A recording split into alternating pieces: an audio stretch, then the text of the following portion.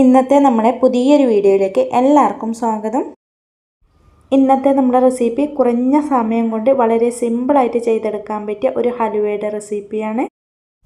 അപ്പോൾ വീഡിയോയിലേക്ക് കിടക്കുന്നതിന് മുന്നേ ചാനൽ സബ്സ്ക്രൈബ് ചെയ്യാത്ത കൂട്ടുകാരെല്ലാം ഒന്ന് സബ്സ്ക്രൈബ് ചെയ്ത് സപ്പോർട്ട് ചെയ്യണേ. എന്നാൽ ശരി, നമുക്ക് വീഡിയോ കണ്ടു നോക്കാം. അപ്പോൾ ഇതുണ്ടാക്കിയെടുക്കാൻ വേണ്ടി നമുക്ക് ആദ്യം തന്നെ നമ്മൾ ഹൽവ സെറ്റ് ചെയ്യുന്ന പാത്രത്തിലേക്ക് അല്പം നെയ്യ് ഇതുപോലെ ഒന്ന് ബ്രഷ് ചെയ്ത് കൊടുക്കാം. ഞാനിവിടെ ഒരു കേക്ക് ടിന്നാണ് എടുത്തിട്ടുള്ളത്. ഇനി ഇതിലേക്ക് നമുക്ക് കുറച്ച് കാഷ്യൂ ഇതുപോലെ അങ്ങ് ഇട്ട് കൊടുക്കാം. കൂടെ ഞാനിവിടെ കുറച്ച് പംകിൻ സീഡ് ഇട്ട് കൊടുക്കുന്നുണ്ട്. നിങ്ങളുടെ കയ്യിൽ ഏതാണോ നട്ട്സ് ഉള്ളത് അത് ഇതുപോലെ അങ്ങ് ഇട്ട് കൊടുത്താൽ മതി. ബദാം കട്ട് ചെയ്തതായാലും ഇതുപോലെ അങ്ങ് ഇട്ട് കൊടുത്താൽ മതി. കൂടെ കുറച്ച് വെളുത്ത വെള്ളം കൂടെ ഇതുപോലെ അങ്ങ് വിതറി കൊടുക്കുന്നുണ്ട്. ഇനി ഇത് നമുക്ക് അവിടെ മാറ്റി വെക്കാവുന്നതാണ്. ഇനി ഒരു ബൗളിലേക്ക് 250 കപ്പിന് അര കപ്പ് കോൺഫ്ലവർ ഇട്ട് കൊടുക്കാം. ഇനി ഇതിലേക്ക് നമുക്ക് 250 കപ്പിന് തന്നെ 1.5 കപ്പ് വെള്ളവും കൂടെ ഒഴിച്ചു കൊടുക്കണം. ഇതുപോലെ 1.5 കപ്പ് വെള്ളം കൂടെ ഒഴിച്ചു കൊടുത്തതിന് ശേഷം ഇത് നന്നായിട്ടൊന്ന് മിക്സ് ചെയ്ത് കൊടുക്കണം. ഇത് കോൺഫ്ലവർ ആയതുകൊണ്ട് നമുക്ക് ആദ്യം ഇളക്കിയെടുക്കുന്ന സമയത്ത് നന്നായിട്ടൊന്ന് കട്ടിയായി തോന്നും. അത് കുറച്ച് സമയം ഇതുപോലെ ഇളക്കുമ്പോൾ നമുക്ക് റെഡിയായി കിട്ടും. ഇതുപോലെ നന്നായിട്ടൊന്ന് ഇളക്കി കൊടുത്തതിന് ശേഷം നമുക്കിനി ഇതവിടെ മാറ്റി വെക്കും. ഇനി നമുക്കൊരു പാത്രത്തിലേക്ക് 250 കപ്പിന് 1 കപ്പ് ശർക്കര ഇട്ട് കൊടുക്കും. ഏകദേശം 200 ഗ്രാം ശർക്കരയാണ് ഞാനിപ്പോൾ ഇവിടെ എടുത്തിട്ടുള്ളത്. ഇനി നമുക്കിതിലേക്ക് 250 കപ്പിന് തന്നെ 1 കപ്പ് വെള്ളവും കൂടെ ഒഴിച്ചു കൊടുക്കണം. ഇതുപോലെ വെള്ളവും കൂടെ ഒഴിച്ചു കൊടുത്തതിന് ശേഷം നമുക്കിനി ഇത് നന്നായിട്ടൊന്ന് ഉരുക്കിയെടുക്കാവുന്നതാണ്. ഫ്ലെയിം മീഡിയം ഫ്ലെയിമിൽ തന്നെയാണ് വെച്ച് കൊടുത്തിട്ടുള്ളത്.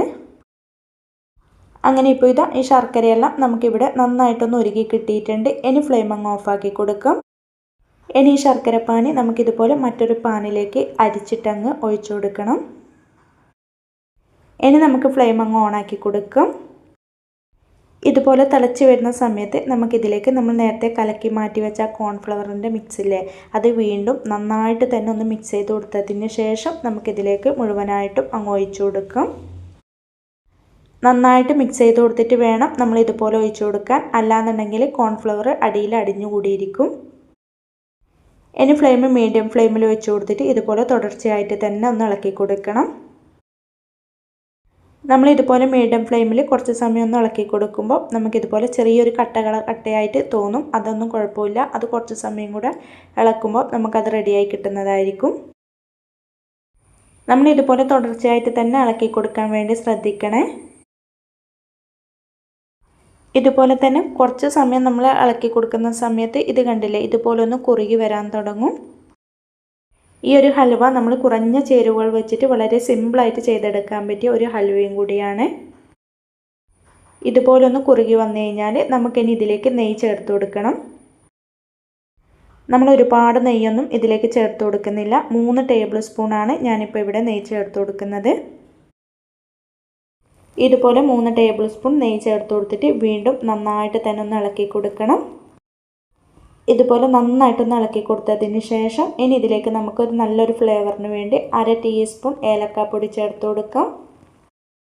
കൂടെ മധുരം ഒന്ന് ബാലൻസ് ചെയ്യാൻ വേണ്ടി അല്പം ഉപ്പും കൂടെ ഇട്ട് കൊടുത്തിട്ട് വീണ്ടും നമുക്ക് നന്നായിട്ടൊന്ന് ഇളക്കി കൊടുക്കണം. ഈ സമയത്ത് നമുക്കിനി ഫ്ലെയിം മീഡിയം ടു ലോ ഫ്ലെയിമിൽ വെച്ച് കൊടുത്തിട്ട് വേണം ഇതുപോലെ തുടർച്ചയായിട്ടൊന്ന് ഇളക്കി കൊടുക്കാൻ. ഇതുപോലെ കുറച്ച് സമയം കൂടെ നമുക്കൊന്ന് തുടർച്ചയായി ഒന്ന് ഇളക്കി കൊടുത്തതിന് ശേഷം നമ്മളെ കയ്യിൽ ഏതാണോ നട്ട്സ് ഉള്ളത് അതൊന്ന് ക്രഷ് ചെയ്തിട്ട് ഇതിലേക്ക് അങ്ങ് ഇട്ട് കൊടുക്കണം. ഞാനിപ്പോൾ ഇവിടെ കുറച്ച് കാഷ്യൂ ഇതുപോലെ ഒന്ന് കട്ട് ചെയ്തതാണ് ചേർത്ത് കൊടുക്കുന്നത്. കൂടെ 1 ടേബിൾ സ്പൂൺ വെളുത്ത എള്ളും കൂടെ ഇതുപോലെ അങ്ങ് ഇട്ട് കൊടുക്കുന്നുണ്ട്.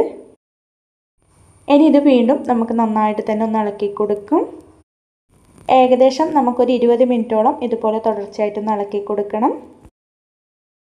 നമുക്ക് പാനിന് ഇതുപോലെ വിട്ട് വരുന്ന ഈ ഒരു സ്റ്റേജ് ആകുന്നത് വരെയാണ് നമുക്കിത് ഇളക്കി കൊടുക്കേണ്ടത്. അങ്ങനെ ഇതിപ്പോൾ ഏകദേശം ഒരു 20 മിനിറ്റോളം ആയിട്ടുണ്ട്. നമുക്ക് പാനിനെല്ലാം ഇതുപോലെ വിട്ട് വരാൻ തുടങ്ങിയിട്ടുണ്ട്. ഇനി നമുക്ക് പെട്ടെന്ന് തന്നെ ഫ്ലെയിം അങ്ങ് ഓഫാക്കി കൊടുത്തേക്കാം. ഇനി ഇത് നമുക്ക് പെട്ടെന്ന് തന്നെ നമ്മൾ ഏത് പാത്രത്തിലാണോ സെറ്റ് ചെയ്യുന്നത് ആ ഒരു പാത്രത്തിലേക്ക് അങ്ങ് ഇട്ട് കൊടുക്കാം. ഇതുപോലെ ഇട്ട് കൊടുത്തതിന് ശേഷം നമുക്കിനി ഇതിൻ്റെ മുകൾ വശം ഒന്ന് ലെവൽ ചെയ്ത് കൊടുക്കണം. ഇതുപോലെ ഒന്ന് ലെവൽ ചെയ്ത് കൊടുത്തതിന് ശേഷം നമുക്കിനി ഇത് നന്നായിട്ടൊന്ന് ചൂടാറാൻ വേണ്ടി മാറ്റി വെക്കാം. ഇത് പെട്ടെന്ന് തന്നെ നമുക്ക് ഉറച്ച് കിട്ടും.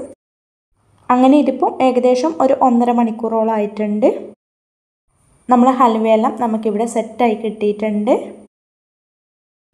അങ്ങനെ ഇതാ നല്ല ടേസ്റ്റി ആയതും അതുപോലെ തന്നെ കുറഞ്ഞ ചേരുവകൾ വെച്ചിട്ട് വളരെ സിമ്പിളായിട്ട് ചെയ്തെടുക്കാൻ പറ്റിയ ഹൽവ നമുക്കിവിടെ റെഡിയായി കിട്ടിയിട്ടുണ്ട്. നല്ല ടേസ്റ്റിയുമാണ് ഈ ഒരു ഹൽവയ്ക്ക്. അതുപോലെ തന്നെ വളരെ സിമ്പിളായിട്ട് നമുക്ക് ചെയ്തെടുക്കാൻ പറ്റിയ ഒരു ഹൽവയും കൂടിയാണിത്. സാധാരണ നമ്മൾ ഹൽവ ഉണ്ടാക്കുന്ന അത്രയും ബുദ്ധിമുട്ടൊന്നുമില്ല. ഇത് നമുക്ക് വളരെ സിമ്പിളായിട്ട് ചെയ്തെടുക്കാൻ പറ്റിയ ഒരു ഹൽവയും കൂടിയാണ്. അപ്പോൾ എല്ലാവരും ഇതുപോലൊന്ന് ട്രൈ ചെയ്ത് നോക്കാനും വീഡിയോ ഇഷ്ടപ്പെടുവാണെങ്കിൽ മറക്കാതെ തന്നെ ഒന്ന് ലൈക്ക് ചെയ്യാനും കമൻറ്റ് ചെയ്യാനും സബ്സ്ക്രൈബ് ചെയ്ത് സപ്പോർട്ട് ചെയ്യാനും മറക്കല്ലേ. ഇൻഷാ അല്ലാഹ് അടുത്തൊരു പുതിയ വീഡിയോ ആയിട്ട് നമുക്ക് വീണ്ടും കാണാം. Thank you for watching.